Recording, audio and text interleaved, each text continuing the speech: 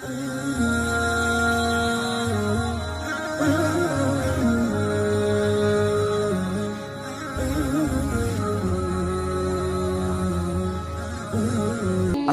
അലൈക്കും വറഹ്മത്തുള്ളാഹി വബറകാതുഹു. നഹ്മദുഹു വനുസല്ലി അലാ റസൂലിഹിൽ കരീം. അമ്മാ ബഅദ്. സുലൈഖ ബീവി അസീസ് രാജാവുമായി അടുക്കാതിരിക്കുന്നതിനുള്ള ഓരോ സൂത്രങ്ങൾ കണ്ടെത്തിയിരുന്നു. ഇങ്ങനെ ആ ദമ്പതികൾ അപ്രത്യക്ഷത്തിൽ മാത്രം ദമ്പതിമാരും വാസ്തവത്തിൽ അന്യരുമായി വർത്തിച്ചിരുന്ന കാലത്താണ് യൂസുഫ് നബി അലൈഹിസ്സലാം മിസ്റിലെത്തുന്നത്. യൂസുഫ് നബിയെ കാണാൻ വരുന്നവരുടെ തിരക്ക് നിയന്ത്രിക്കാൻ കാണുവാൻ വരുന്നവരിൽ നിന്ന് മാലിക് നിശ്ചിത ഫീസ് ഈടാക്കിയിരുന്നു. അവസാനം മാലിക് യൂസുഫ് നബിയെ വിൽക്കുവാൻ തീരുമാനിച്ചു. തന്റെ അടിമ യൂസഫിനെ ലേലത്തിൽ വിൽക്കുന്ന കാര്യം മിസ്റിൽ വിളംബരം നടത്തി. ആ വാർത്ത അവിടെയാകെ ആളിപ്പടർന്നു. ഈ വാർത്ത സുലൈഖയും അറിഞ്ഞു. ലേലത്തിൽ പങ്കെടുക്കുവാൻ അവരും തീരുമാനിച്ചു. ലേലത്തിന്റെ ആ ദിവസം വന്നെത്തി. മാലിക് യൂസഫിനെ അണിയിച്ചൊരുക്കി ഒരു തലപ്പാവും ധരിപ്പിച്ചു ലേല സ്ഥലത്തെത്തിച്ചു. അലങ്കരിച്ച ഒരു പ്രത്യേക കസേരയിൽ ഇരുത്തി. ആ പ്രദേശം ജനസമുദ്രമായി. ആ വേഷത്തിൽ യൂസുഫ് നബി അലൈഹിസ്സലാമിന്റെ സൗന്ദര്യം അങ്ങ് വർണ്ണനയ്ക്ക് അതീതമായിരുന്നു. ഈ സമയത്താണ് അസീസും സുലൈഖയും വളർത്തുമ്മയും സംഘവും ആ സദസ്സിലേക്ക് കടന്നു വരുന്നത്. മാലിക് അവർക്ക് അനുയോജ്യമായ ഇരിപ്പിടങ്ങൾ നൽകി. ലേലത്തിന്റെ സമയമെടുത്തപ്പോൾ മാലിക് യൂസുഫ് നബിയെ കൊണ്ടുവന്ന് മനോഹരമായി അലങ്കരിച്ചു ഒരു കസേരയിൽ ഇരുത്തി. യൂസുഫ് നബിയെ കണ്ടതും സുലൈഖ അത്ഭുതത്തോടെ നോക്കി. യൂസഫിന്റെ വദനം കണ്ട സുലൈഖയുടെ മുഖത്ത് അത്ഭുതവും സന്തോഷവും ഒന്നിച്ചു നിറഞ്ഞു. താൻ സ്വപ്ന ദർശനം നടത്തിയ തന്റെ ഹൃദയം കവർന്ന ആ കോമളനായ യുവാവ് തന്റെ മുന്നിൽ ഇരിക്കുന്ന യൂസഫാണെന്ന് അവർക്ക് മനസ്സിലായി. ഇരിപ്പിടത്തിൽ നിന്ന് എഴുന്നേറ്റ് മുന്നോട്ട് നടന്നു. ഇതുകണ്ട ജമീല വളർത്തമ്മയാണെന്നും തോഴിയാണെന്നും അഭിപ്രായമുണ്ട്. സുലൈഖയുടെ കൈകളിൽ പിടിച്ചു. എന്നിട്ട് പറഞ്ഞു, മഹാറാണി, എന്താണ് ഈ കാണിക്കുന്നത്? ജമീല, ഇത് ആ യുവാവാണ്. ഞാൻ സ്വപ്ന ദർശനം നടത്തി എന്റെ ഹൃദയം കവർന്ന ആ കോമളൻ. സുലൈഖ മറുപടി പറഞ്ഞു, മഹാറാണി, അങ്ങ് പരിസരം മറന്ന് പ്രവർത്തിക്കരുത്. എല്ലാത്തിനും പരിഹാരമുണ്ടാക്കാം. ജമീല സുലൈഖയെ ആശ്വസിപ്പിച്ചു. ഇതേ സമയം ലേലം തുടങ്ങിയിരുന്നു. ലേലത്തിൽ എല്ലാവരും പങ്കുചേർന്ന് ലേലത്തുക ഒരുപാട് ഉയർന്നു. സുലൈഖ അക്ഷമയായി. അവൾ കിച്ഫീറിനോട് യൂസഫിനെ ലേലത്തിൽ നമുക്ക് സ്വന്തമാക്കണമെന്ന് ആവശ്യപ്പെട്ടു. കിച്ഫീർ സ്വന്തം മകനെ പോലെ വളർത്തുവാൻ ഇഷ്ടത്താല യൂസഫിനെ സ്വന്തമാക്കിയതെന്നും അഭിപ്രായമുണ്ട്. അവസാനം യൂസഫിന്റെ തൂക്കത്തിന് സ്വർണം നൽകി അസീസ് യൂസഫിനെ സ്വന്തമാക്കി.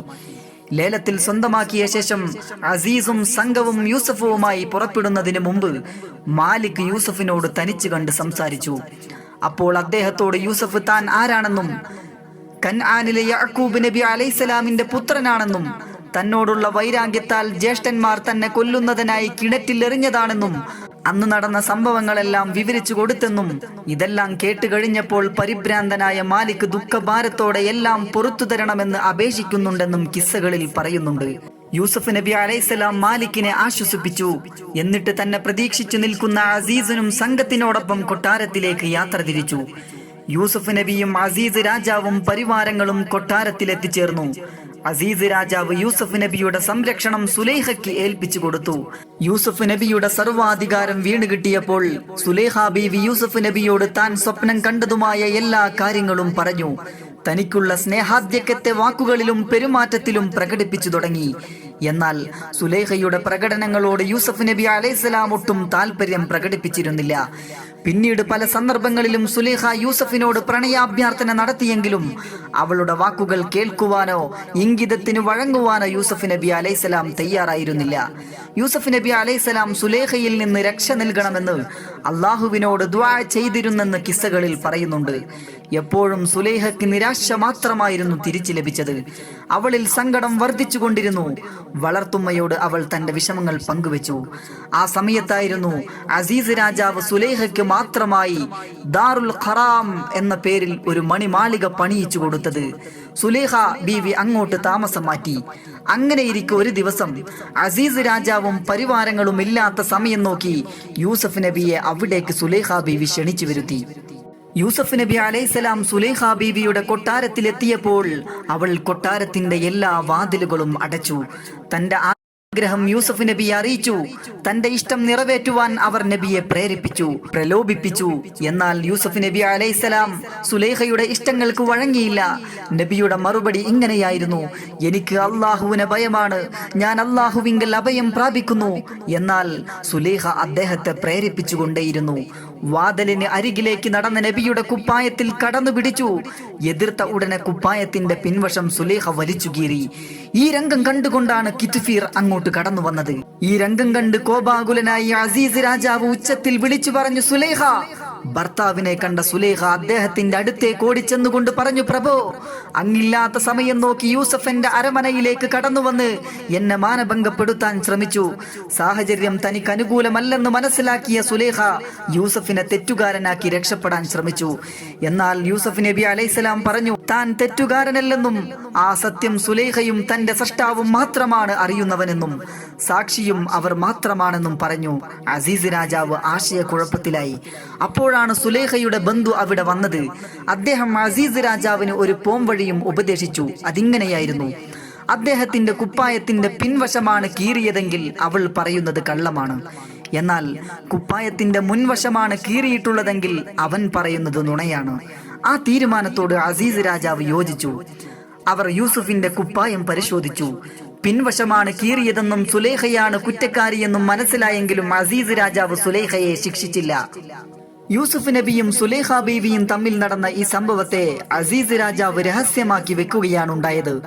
എങ്കിലും ഇത് അധികം നാൾ രഹസ്യമായി നിലനിന്നില്ല. ഈ വാർത്ത എങ്ങനെയോ പുറത്തു വന്നു. മിസ്ർ പട്ടണം മുഴുവൻ വ്യാപിച്ചു. നാട്ടിലെ സ്ത്രീകൾ സുലൈഖയെയാണ് കുറ്റപ്പെടുത്തിയിരുന്നത്. സ്ത്രീകൾക്കിടയിലുള്ള സംസാര വിഷയങ്ങളും അപവാദങ്ങളും സുലൈഖ ബീവിയും അറിഞ്ഞിരുന്നു. അവരുടെ പരിഹാസ വലയത്തിൽ നിന്നും താൻ എങ്ങനെയാണ് രക്ഷ പ്രാപിക്കുക? സുലൈഖ ബീവി ആലോചിച്ചു. ഒടുവിൽ ബുദ്ധിമതിയായ സുലൈഖ ബീവി ഒരു ഉപായം കണ്ടെത്തി.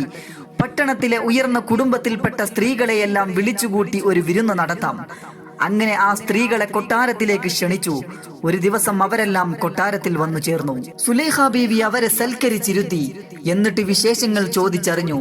പിന്നെ ഓരോരുത്തരുടെ മുന്നിലായി ആപ്പിളും കത്തിയും കൊണ്ടുവന്നു വെച്ചു. ഇതിനിടയിൽ സുലൈഖ ബീവി യൂസഫിന്റെ അരികിൽ ചെന്ന് ഇങ്ങനെ കൽപ്പിച്ചു: അതിഥികളായ സ്ത്രീകൾ ആപ്പിളെടുത്ത് മുറിക്കുമ്പോൾ അവരുടെ മുന്നിൽ കൂടി നടന്നു പോകണം. സ്ത്രീകൾ കഴിക്കുവാനുള്ള ആപ്പിൾ കയ്യിലെടുത്ത് മുറിക്കുവാൻ തുടങ്ങിയ സമയം സുലൈഖ ബീവി യൂസഫ് നബിയോട് അവരുടെ മുമ്പിലോട് പോകാൻ ആംഗ്യം കാണിച്ചു. സുലൈഖ ബീവിയുടെ കൽപ്പന അനുസരിച്ച് അവൾ പറഞ്ഞതുപോലെ സ്ത്രീകളുടെ മുന്നിലൂടെ യൂസഫ് നബി അലൈഹിസ്സലാം കടന്നുപോയി. ആ സ്ത്രീകൾ യൂസഫ് നബി അലൈഹിസ്സലാമിനെ കണ്ട നിമിഷം അവർക്ക് അവരുടെ കണ്ണുകളെ വിശ്വസിക്കുവാൻ കഴിഞ്ഞില്ല. യൂസഫ് നബിയുടെ അതുല്യ തേജസ്സുറ്റ സൗന്ദര്യം കണ്ട് അത്ഭുതപ്പെട്ടുപോയി. ഇത് മനുഷ്യനാണോ മലക്കാണോ?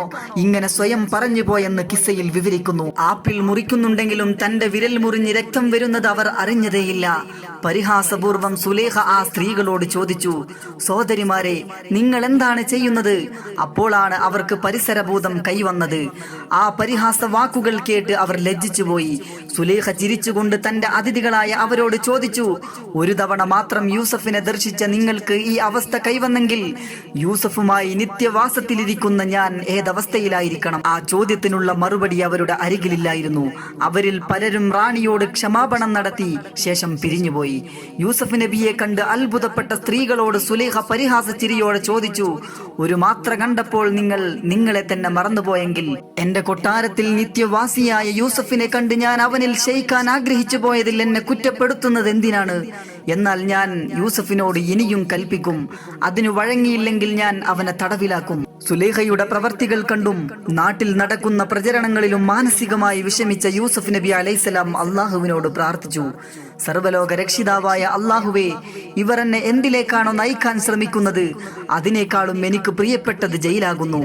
അവരുടെ ചതിയെ എന്നിൽ നിന്നും തെറ്റിക്കുന്നില്ലെങ്കിൽ ഞാൻ അവരുടെ അടുക്കലേക്ക് ചായുന്നതും ഞാൻ അവിവേകങ്ങളിൽ പെട്ടുപോകുന്നതുമായിരിക്കും. യൂസുഫ് നബി അലൈഹിസ്സലാമിന്റെ ഈ പ്രാർത്ഥന അള്ളാഹു സ്വീകരിച്ചു. അങ്ങനെ അസീസ് രാജാവ് തന്റെ ഭാര്യയാണ് തെറ്റുകാരി എന്ന് മനസ്സിലാക്കിയിട്ടും ഒരു വിചാരണ പോലും നടത്താതെ യൂസുഫ് നബി അലൈഹിസ്സലാമിനെ ജയിലിൽ അടച്ചു. യൂസുഫ് നബി അലൈഹിസ്സലാം ജയിലിലെ ഇബാദത്തുകളുമായി കഴിഞ്ഞുകൂടി. അങ്ങനെ ഒരു ദിവസം ജിബ്രീൽ അലൈഹിസ്സലാം യൂസുഫ് നബി അലൈഹിസ്സലാമിന്റെ അരികിൽ വന്നുകൊണ്ട് പറഞ്ഞു: പ്രിയപ്പെട്ടവരെ, താങ്കളെ അള്ളാഹു നുബുവത്ത് കൊണ്ട് അനുഗ്രഹിച്ചിരിക്കുന്നു. അള്ളാഹുവിന്റെ പ്രവാചകനായി അങ്ങയെ തിരഞ്ഞെടുത്തിരിക്കുന്നു. സ്വപ്ന വ്യാഖ്യാനം നടത്തുവാനുള്ള പ്രത്യേക കഴിവും അള്ളാഹു താങ്കൾക്ക് നൽകിയിരിക്കുന്നു. ഈ വാർത്തയറിഞ്ഞ യൂസുഫ് നബി അലൈഹിസ്സലാം അള്ളാഹുവിനെ സ്തുതിച്ചു. ഈ സന്തോഷ വാർത്ത നബിയെ അറിയിക്കുവാനാണ് ഞാൻ അങ്ങയുടെ മുന്നിൽ വന്നതെന്നും പറഞ്ഞ് ജിബ്രീൽ അലൈഹിസ്സലാം മടങ്ങിപ്പോയി. യൂസുഫ് നബി അലൈഹിസ്സലാം സ്വപ്ന വ്യാഖ്യാനങ്ങൾ നടത്തുവാൻ തുടങ്ങി. അത് സത്യമായി പുലർന്നുകൊണ്ടേയിരുന്നു. അതുകൊണ്ട് തന്നെ യൂസുഫ് നബി അലൈഹിസ്സലാമിന് ജയിലിൽ ജീവനക്കാരുടെ പ്രത്യേക പരിഗണനയും ബഹുമാനവും നൽകി പോന്നിരുന്നു. അങ്ങനെയിരിക്കെ ഒരു ദിവസം നബിയുടെ സഹതടവുകാരായിരുന്ന അദ്ദേഹത്തിന്റെ കൂടെ ജയിലിൽ പ്രവേശിപ്പിച്ച 2 പേർ തങ്ങൾ കണ്ട സ്വപ്നത്തെക്കുറിച്ച് നബിയോട് പറഞ്ഞു. അതിന്റെ വ്യാഖ്യാനവും തേടി. നബിയോടൊപ്പം ജയിൽവാസികളായ 2 പേർ ഹബ്ബാസും സർക്കിയയും. ഇരുവരും മിസ്രിലെ രാജാവായ റയ്യാൻ ബിൻ വലീദിന്റെ കൊട്ടാരം പരിചാരകരാണ്. സാക്കിയയുടെ ജോലി രാജാവിന് വീഞ്ഞു പകർന്നു കൊടുക്കലും ഹബ്ബാസിന് റൊട്ടിയുണ്ടാക്കി കൊടുക്കലുമാണ്. അയൽ രാജ്യത്തെ രാജാവിന്റെ നിർദ്ദേശപ്രകാരം റയ്യാൻ ബിൻ വലീദ് ഭക്ഷണത്തിൽ വിഷം കലർത്തി കൊല്ലാൻ ശ്രമിച്ചു എന്നതാണ് ഇരുവർക്കുമെതിരെ ആരോപിക്കപ്പെട്ട കുറ്റം. തങ്ങളുടെ അന്ത്യവിധിയും പ്രതീക്ഷിച്ചു കഴിയുന്ന അവർ ഒരു ദിവസം തങ്ങൾ ഇരുവരും കണ്ട വിചിത്രമായ ആ സ്വപ്നത്തിന്റെ വ്യാഖ്യാനം എന്തെന്നറിയുവാൻ വേണ്ടി യൂസുഫ് നബി അലൈഹിസ്സലാമിന്റെ അരികിലെത്തി. ഇൻഷാ അല്ലാഹ് യൂസുഫ് നബി അലൈഹിസ്സലാമിന്റെയും സുലൈഖ ബീവിയുടെയും ജീവിത ചരിത്രം അടുത്ത ദിവസം നമുക്ക് ചർച്ച ചെയ്യാം. തൽക്കാലം ഞാൻ നിർത്തുന്നു. വആഖിറു ദഅവാന അനിൽ ഹംദുലില്ലാഹി റബ്ബിൽ ആലമീൻ. അസ്സലാമു അലൈക്കും വറഹ്മത്തുള്ളാഹി വബറകാതുഹു.